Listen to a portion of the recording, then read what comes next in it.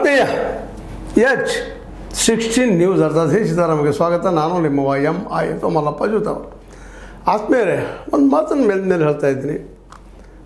ರೈತ ತನ್ನ ಕಾರಣ ತಾನೇ ತಗೊಂಡು ತನ್ನ ಮಾರ್ಕೆಟನ್ನು ಮಾಡೋವರೆಗೆ ಅವನಿಗೆ ಭವಿಷ್ಯ ಇಲ್ಲ, ನಿಶ್ಚಿತ.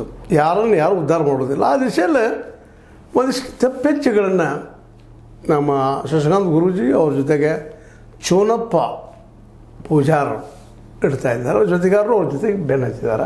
ಅವ್ರಿಗೆ ದೊಡ್ಡ ಸಾಥ್ ಕೊಟ್ಟದ ಗುರ್ಲಾಪುರ್ ಮೂಮೆಂಟ್ ಚಳವಳಿ.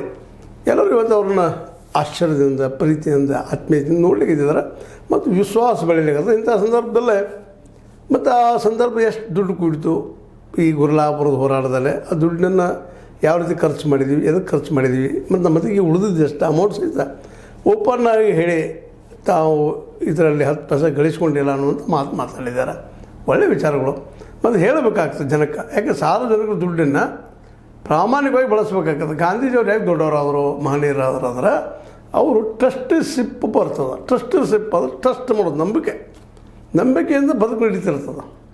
ಒಳ್ಳೆಯವಾದನಪ್ಪ ಅಂದ್ರೆ ಸಾಕು, ಅದು ಹೆಲ್ಪ್, ದೊಡ್ಡ ಹೆಲ್ಪ್ ಅದು. ಹಂಗೆ ಇವತ್ತು ಪೂಜಾರವರು ಅವ್ರು ಟೀಕೆ ಮಾಡೋರು ಇರೋರು, ಮತ್ತು ಮುಂದೆ ಬೆಳೆದಂಗೆ ಗಾಂಧೀಜಿಯವ್ರು ಟೀಕೆ ಮಾಡೋರು ಇಲ್ವ? ಇಲ್ಲೇ ಗಾಂಧೀಜಿಯವ್ರು ಹೆಣ್ಮಕ್ಳ ಮೇಲೆ ಕೈ ಹಾಕಿದ್ದು ಏನೇನೋ ಮಾತಾಡೋದು ಜನ ಇವತ್ತು ಇದ್ದಾರೆ. 60-65ನೇ ವಯಸ್ಸಿನಾಗ ಯಾವುದೋ ಹೆಣ್ಣು ಮಕ್ಕಳ ಜೊತೆಗೆ ಒಂದು ಹಿಡಿದ್ರೆ ಹಾಗೆ ಹೀಗೆ ಅಂತ ಕಲ್ಪನೆ ಕಟ್ಟಿ ಮಾತಾಡೋರು ಇದ್ದಾರೆ. ಇಂಥ ಪ್ರಸಂಗದಲ್ಲ ಪೂಜಾರ ಅವ್ರಿಗೂ ಕೇಳೋದು ಸಹಜದ. ನೀವು ಏನು ಮಾಡಿದ್ರಪ್ಪ ದುಡ್ಡು, ಎಲ್ಲ ದುಡ್ಡು ಹೊಡೆದ್ರು ಮಾಡಿದರು, ಸಾಹುಕಾರ ದೊಡ್ಡ ಕಾರ್ಯಗಳು ಹೇಳ್ತಾರೆ. ಒಂದೇನೋ ನೀವು ಸಾಲ ಮಾಡಿರ್ತೀರೋ, ಏನೋ ಮಾಡಿರ್ತೀರಿ. ಅದನ್ನೆಲ್ಲನೂ ಜನರ ಜೋಡಿಗೆ ಹಂಚಿಕೆ ಮಾಡೋದ್ರಿಂದ ನಿಮ್ಮ ಮೇಲಿಂದ ಒಂದು ವಿಶ್ವಾಸವನ್ನು ಹೆಚ್ಚಾಗೋದಕ್ಕೆ ಕಡಿಮೆ ಆಗುವುದಿಲ್ಲ.